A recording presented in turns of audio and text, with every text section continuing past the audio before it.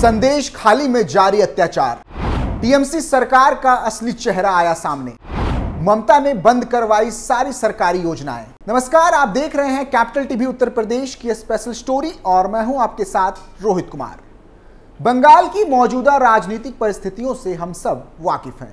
किस प्रकार चुनावों के दौरान वहां हिंसा होती है, ये किसी से नहीं छुपा है। ममता बनर्जी ने टीएमसी में ऐसे गुंडों को पाल रखा है जो आए दिन अपने बयानों और अपने काले कारनामों से बंगाल का नाम मिट्टी में मिलाने का काम करते हैं। पूरे देश में चुनावी माहौल है, ऐसे में सबकी नज़र पश्चिम बंगाल पर है। तमाम हाई प्रोफाइल सीटों के अलावा अगर किसी सीट पर सबकी नज़र है तो वो है बशीरहाट लोकसभा सीट। उत्तरी 24 परगना जिले में आने वाली बशीरहाट की एक विधानसभा सीट है संदेश खाली, जहां से महिलाओं, किसानों, टीएमसी के नेताओं और पार्टी के गुंडों के अत्याचार की खबरें सामने आई थी। जहां महिलाओं के उत्पीड़न से लेकर जमीनों पर जबरन कब्जे की घटनाओं ने पूरे देश का ध्यान खींचा था। कोलकाता हाई कोर्ट ने तो यहां तक कहा था कि जैसी बातें संदेश खाली से निकलकर सामने आ रही है, उसमें अगर 1% भी सच्चाई हुई तो ये मानवता पर कलंक होगा। इस पूरी कार्रवाई के दौरान दो चेहरे सुर्खियों में रहे, एक शेख शाहजहां जो हैवानियत का चेहरा बना, तो दूसरा रेखा पात्रा जो महिला शक्ति के तौर पर उभरी। रेखा पात्रा ने महिलाओं के साथ मिलकर विरोध प्रदर्शन की कमाल संभाली, तब जाकर शेख शाहजहां और उसकी गैंग की हैवानियत सामने आ पाई। अब उसी संदेश खाली की पीड़ित रेखा पात्रा को बीजेपी ने लोकसभा चुनाव 2024 में अपना उम्मीदवार बनाया है। बता दें कि रेखा पात्रा भी दूसरी आम महिलाओं की तरह इस विरोध प्रदर्शन में शामिल हुई और देखते ही देखते महिलाओं पर हो रहे अपराधों के खिलाफ आंदोलन का एक चेहरा बन गई। इतना ही नहीं, महज 5वीं तक पढ़ी लिखी रेखा पात्रा को प्रधानमंत्री नरेंद्र मोदी ने खुद शक्ति स्वरूपा बताया। बीजेपी ने जब से उन्हें कैंडिडेट घोषित किया है तो ममता बनर्जी और उनकी पार्टी टीएमसी के लिए दुस्वप्न की तरह हो गई है। कोर्ट से लेकर राजनीति के मैदान तक वो ममता बनर्जी को चुनौती दे रही है। रेखा पात्रा ने ठान लिया है कि वो महिलाओं पर अत्याचार करने वालों को अंजाम तक पहुंचा कर रहेंगी। मीडिया से बातचीत में रेखा पात्रा कहती है कि वो खुद को नेता नहीं मानती, क्योंकि वो तमाम पीड़ितों में एक पीड़ित है और उन्हीं पीड़ितों की आवाज़ है। उनका कहना है कि अत्याचार का विरोध करते समय किसी ने हमारा साथ नहीं दिया सिवाय बीजेपी के, इसीलिए जब उन्हें बीजेपी ने अपना उम्मीदवार बनाया तो मैंने भी बशीरहाट की भलाई और पीड़ितों को न्याय दिलाने के लिए मैदान में उतरने का फैसला कर लिया। रेखा पात्रा कहती है कि मैं गांव की साधारण महिला हूं, मुझे राजनीति की जानकारी नहीं है। मैं सिर्फ संदेश खाली की मां बहनों और प्रधानमंत्री नरेंद्र मोदी के आशीर्वाद से राजनीति में आई हूं। मैंने जीवन में कभी नहीं सोचा था कि मैं राजनीति करूंगी। पीएम मोदी के बारे में पूछने पर रेखा पात्रा ने उन्हें पिता तुल्य बताया। उन्होंने कहा कि बशीरहाट के लोगों ने कभी सोचा नहीं था कि प्रधानमंत्री मेरी जैसी गरीब परिवार की लड़की को प्रत्याशी बनाएंगे। उन्होंने मुझे फोन करके मेरा मनोबल भी बढ़ाया। मैं यह सीट जीतकर उन्हें उपहार में देना चाहती हूं। रेखा ने आगे कहा कि संदेश खाली कांड के सामने आने के बाद भाजपा छोड़कर कोई पार्टी हमारे साथ आकर खड़ी नहीं हुई। प्रधानमंत्री नरेंद्र मोदी हमारे पास आए और सिर पर हाथ रखा। उन्होंने मुझे प्रत्याशी बनाकर नई राह दिखाई। वे हमारे लिए अभिभावक की तरह हैं, हम सभी उनके कृतज्ञ हैं। रेखा पात्रा ने आगे कहा कि शाहजहां शेख ने जिन लोगों पर अत्याचार किए हैं सभी उनके साथ हैं। उन्होंने कहा, मैं हारूं या जीतूं, अपने लोगों के साथ संदेश खाली में ही रहना चाहती हूं। मैं उन्हें छोड़कर कहीं नहीं जाऊंगी। हम संदेश खाली से अपना आंदोलन जारी रखेंगे। मां बहनों के सम्मान की रक्षा के लिए मैं आखिरी सांस तक लड़ती रहूंगी। रेखा पात्रा ने अपील की है कि सीबीआई संदेश खाली के पीड़ितों को न्याय दे और हर गुनाहगार को गिरफ्तार करे, क्योंकि अभी भी बहुत से गुनाहगार खुलेआम घूम रहे हैं और पीड़ितों को डरा धमका रहे हैं।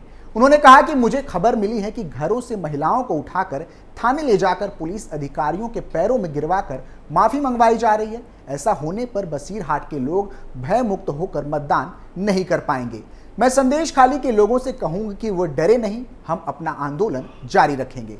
जरूरत पड़ने पर संदेश खाली की महिलाएं मतदान के लिए फिर हाथों में झाड़ू व लाठियां लेकर सड़कों पर उतरेगी। बशीरहाट का प्रत्येक मतदाता शांतिपूर्ण माहौल में बिना किसी भय के अपने मताधिकार का प्रयोग कर सकेंगे। हम यह सुनिश्चित करने का प्रयास करेंगे। रेखा पात्रा ने ममता बनर्जी पर भी गंभीर आरोप लगाए हैं। रेखा पात्रा ने कहा, मुख्यमंत्री खुद गुंडों को आश्रय दे रही है। बशीरहाट के ब्लॉक में संदेश खाली जैसी स्थिति है, वहां के लोग डर के मारे मुंह नहीं खोल पा रहे। ममता बनर्जी की पार्टी चुनाव देखकर अभी संदेश खाली की महिलाओं में साड़ियां बांट रही है। संदेश खाली की महिलाएं सम्मान खोने का दर्द समझती हैं। वे इन साड़ियों को कभी स्वीकार नहीं करेंगी। साड़ियों से अपराध को ढका नहीं जा सकता। बसीरहाट लोकसभा सीट से बीजेपी कैंडिडेट रेखा पात्रा ने आगे कहा कि ममता बनर्जी खुद को बंगाल की बेटी कहती हैं। अगर वाकई ऐसा होता तो वे तृणमूल के गुंडों के हाथों बंगाल की महिलाओं का सम्मान नष्ट नहीं करवाती। वह अच्छा बनने का ढोंग करती हैं। लक्ष्मी भंडार के माध्यम से 1000 से 1200 रुपए देकर महिलाओं का सम्मान खरीदने की कोशिश की जा रही है। पैसे देकर महिलाओं को लूटा गया सम्मान वापस नहीं किया जा सकता। वास्तविकता यह है कि संदेश खाली की घटना सामने आने के बाद वहां की महिलाओं को लक्ष्मी भंडार, विधवा और वृद्धावस्था भत्ता देना बंद कर दिया गया है। पश्चिम बंगाल के नॉर्थ 24 परगना जिले का संदेश खाली गांव पिछले 2 महीने से राजनीतिक हंगामे का केंद्र बना हुआ है। तृणमूल कांग्रेस यानी कि टीएमसी के स्थानीय नेता के कथित तौर पर महिलाओं के यौन उत्पीड़न को लेकर विरोध प्रदर्शन का गवाह बना है। आइए जानते हैं क्या है संदेश खाली मामला। इस साल जनवरी में एनफोर्समेंट डायरेक्टोरेट की टीम तृणमूल कांग्रेस के नेता शाहजहां शेख के घर पर छापेमारी की गई थी। यह कार्रवाई करोड़ों रुपए के राशन घोटाले से जुड़े मनी लॉन्ड्रिंग के मामले में हुई थी। इस दौरान शाहजहां के समर्थकों ने ईडी अधिकारियों को उनके घर में एंट्री करने से रोका। साथ ही टीम के सदस्यों से मारपीट की गई। इसके बाद बड़ी संख्या में महिलाएं सड़क पर उतरी। उनका आरोप है कि शाहजहां और उनसे जुड़े लोगों ने जबरन उनकी जमीन पर कब्जा कर लिया है। साथ ही उनका यौन उत्पीड़न भी किया गया था। एक स्थानीय महिला ने आरोप लगाया कि तृणमूल कांग्रेस पार्टी के कार्यकर्ता घर घर जाकर सर्वे करते हैं। कोई खूबसूरत महिला या लड़की होती है तो उन्हें उठाकर पार्टी ऑफिस ले जाया जाता है। महिलाओं ने आगे बताया कि शाहजहां के फरार होने से उन्हें पिछले कई वर्षों से जारी उत्पीड़न के खिलाफ आवाज उठाने की हिम्मत मिली। उनका कहना है कि इस अपराध में केवल शाहजहां ही नहीं बल्कि उसका कथित साथी और तृणमूल के दूसरे नेता उत्तम सरदार और शिव प्रसाद हजरा भी शामिल है। महिलाएं लाठी और झाड़ू के साथ प्रदर्शन कर रही हैं। उनकी मांग है कि शाहजहां और शिव प्रसाद हजारा की गिरफ्तारी हो। आरोपों को लेकर राजनीतिक आरोप प्रत्यारोप का दौर भी चालू हो चुका है। महिलाओं ने हजारा के 3 पोल्ट्री फार्म में आग लगा दी थी। महिलाओं का आरोप था कि उन्हें ग्रामीणों की जमीन पर जबरन कब्जा कर बनाया गया था। इसके बाद पश्चिम बंगाल के विपक्षी पार्टियों ने शाहजहां और उनके साथियों की तत्काल गिरफ्तारी की मांग तेज कर दी थी। बीजेपी, सीपीएम और कांग्रेस ने तृणमूल कांग्रेस पर शाहजहां और उसके साथियों का बचाव करने का आरोप लगाया था। महिलाओं के प्रदर्शन के मद्देनजर राज्यपाल सीवी आनंद बोस ने भी संदेश खाली जाकर स्थिति देखी। उन्होंने केंद्रीय गृह मंत्रालय को इस पर रिपोर्ट भी सौंपी। इसमें आरोप लगाया गया है कि संदेश खाली में कानून व्यवस्था संभालने वाले जिम्मेदार लोग की उपद्रवी तत्वों से साठगांठ है। संदेश खाली मामला पहुंचा सुप्रीम कोर्ट। सुप्रीम कोर्ट ने पश्चिम बंगाल के संदेश खाली गांव में हुए हिंसा मामले को लिस्ट करने का विचार करने पर सहमति जताई है। पीआईएल के जरिए अदालत की निगरानी में सीबीआई या एसआईटी की जांच की मांग की गई है। सुप्रीम कोर्ट के चीफ जस्टिस डीवाई चंद्रचूड़ की अगुवाई वाले बेंच के सामने याचिकाकर्ता ने तत्काल लिस्ट करने की गुहार लगाई थी।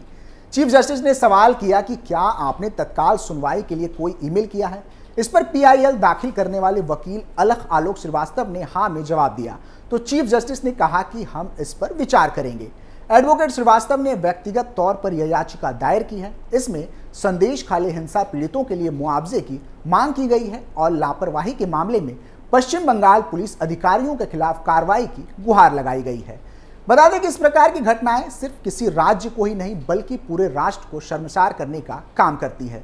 लेकिन हैरानी तो तब होती है जब मौजूदा सरकार ऐसे हैवानों को बचाने का काम करती है और राजनीतिक लाभ के लिए मानवता का पाठ भूल जाती है।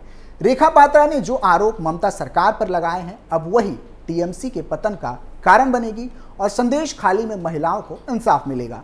फिलहाल के लिए इतना ही। आप देखते रहिए कैपिटल टीवी उत्तर प्रदेश। नमस्कार।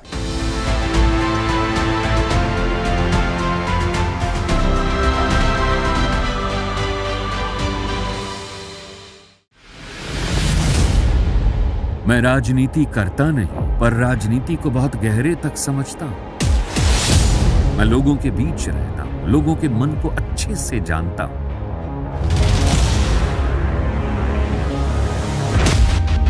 पब्लिक और पॉलिटिक्स की हर नब्ज को खूब पहचानता हूं। संघर्ष की सियासत से सत्ता के सिंहासन तक मैं हर खबर से खरा सच निकालता हूं। ना कोई दौड़, ना कोई race. Capital TV, Uttar Pradesh.